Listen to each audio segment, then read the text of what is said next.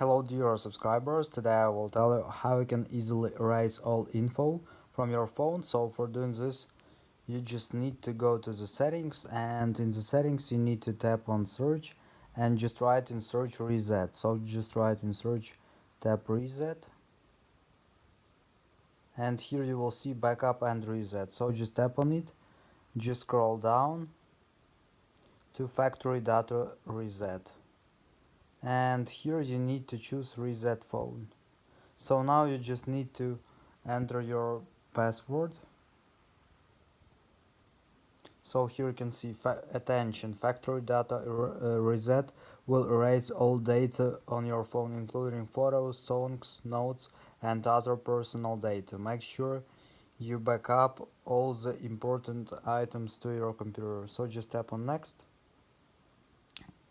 just tap OK.